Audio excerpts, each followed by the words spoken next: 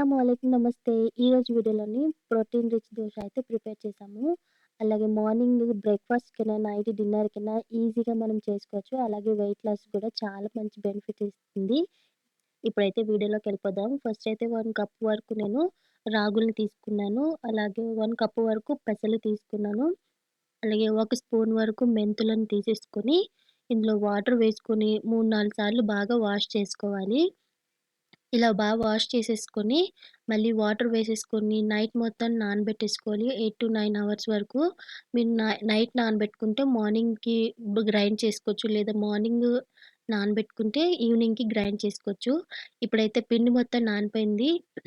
పప్పు నానిపోయింది. సో, ఇప్పుడైతే మనం గ్రైండర్‌లో వేసేసుకొని, కొద్ది కొద్దిగా వేసుకుంటూ మనం మెత్తని పేస్ట్‌లాగా చేసుకోవాలి. చాలా బావుంటుంది. ఒకసారి మీరు గూడా ట్రై చేయండి.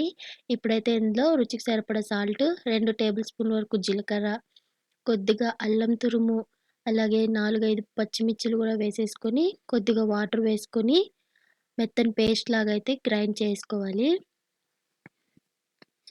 ఇలా పేస్ట్ చేసేసుకొని, మనం ఒక బౌల్‌లో గూడా ఏసేసుకొని, మనకి ఎంత వాటర్ పడుతుందో, ఒక దోస బ్యాటర్ వచ్చేంత వరకు కొద్దిగా వాటర్ వేసుకోవాలి. మరీ ఎక్కువ వేసుకోకూడదు. ఈ బ్యాటర్ అయితే సరిపోతుంది. మీకు ఎక్కువగా కావాలి అంటే పల్చగానే చేసుకోవచ్చు. కొద్దిగా వాటర్ వేసేసుకొని, ఇలా కలిపేసుకొని ఒక 10 నిమిషాల వరకు మూత పెట్టి పక్కనుంచేసుకోవాలి.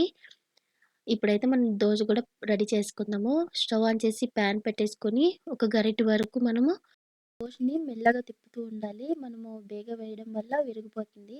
అలాగే దోస మీ దగ్గర పెద్ద పాన్ ఉంటే ఒక గరిటె వరకు వేసేసుకొని పల్చగా చేసుకుంటే దోస అనేది వస్తుంది. రోస్ట్‌గా కాలుతుంది. ఇప్పుడు ఈ దోస కొద్దిగా ఘీ గాని, ఆయిల్ గాని వేసేసుకొని ఇలా కలర్ మారేంత వరకు చిన్న మంటలోని దోరగా వేయించుకోవాలి. ఇలా వేగిన తర్వాత మనం స్టవ్ ఆఫ్ చేసేసుకొని ఒక ప్లేట్‌లోని సర్వ్ చేసుకోవాలి. అంతేనండి, ఎంతో ఇష్టమైన మూంగ్ దాల్ దోస అయితే రెడీ అయిపోయింది.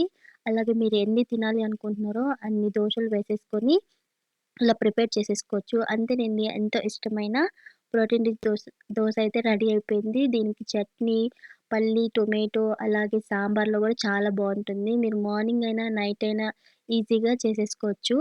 ఇలా వెయిట్ లాస్‌కి కూడా చాలా బావుంటుంది ఈ దోస. అలాగే ఈ వీడియో మీకు నచ్చితే లైక్ చేయండి, షేర్ చేయండి, సబ్స్క్రైబ్ కూడా చేసుకోండి.